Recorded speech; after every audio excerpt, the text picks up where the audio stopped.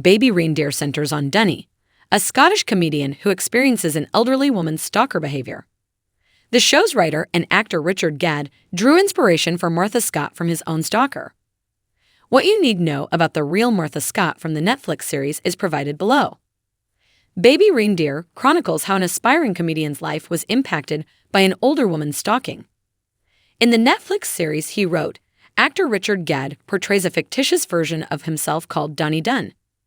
The actress modeled Martha Scott on a woman who hounded him for 4.5 years in her stage production of the same name, which was adapted for the 2019 Edinburgh Fringe Festival. Gadd has not disclosed the identity of his stalker due to legal concerns. Hence, Scott's true identity is kept a secret. In addition, the narrative follows bisexual Dunny as he comes to terms with his sexual orientation after experiencing sexual assault years before to being pursued. He stated to The Independent in April that his performances compelled him to confront his problems. It became impossible for me to keep my life apart from my experiences. Playing the lighthearted comedian was getting harder and harder after experiencing these kinds of things. Therefore, I really had no choice except to combine the two, he said, because I don't think I could have survived if I had ignored it and continued to do these cliches and one-liners. It was nearly a survival decision, because I was having so much difficulty. Even though it would have been simple for the dark comedy drama to portray Scott as a villain, Baby Reindeer shows sympathy for her by analyzing her choices and how they impact Dunn's life. The actor admitted to The Independent that he was careful not to portray Scott poorly because he thinks she is mentally ill prior to the Netflix series premiere.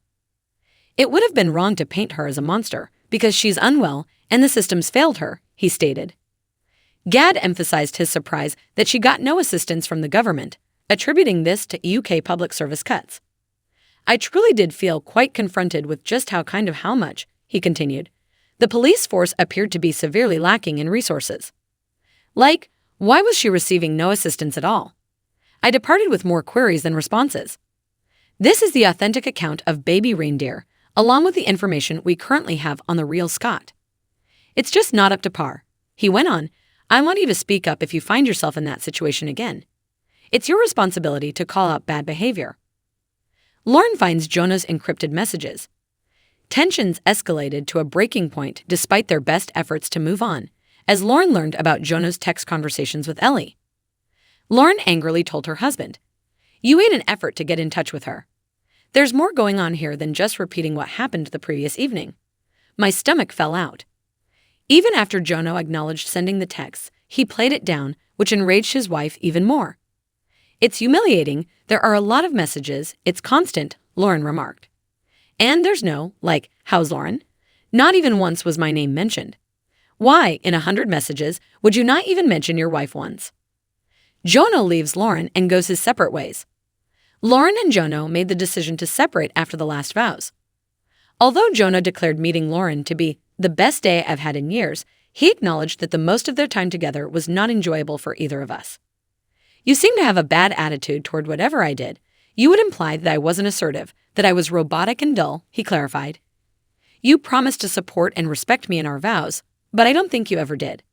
But I persisted in trying because I had hope." He said, "It was mentioned that I had been messaging Ellie at the next commitment ceremony in response to the texting incident. I didn't believe this was a big deal when you took my phone and said the messages I sent to Ellie were flirtatious." He went on, "I was shocked to see how willing you were to lie in order to make me look bad. By lying in front of the entire group, you demonstrated that you don't believe in me, which has caused me great distress. I got to know you at this time.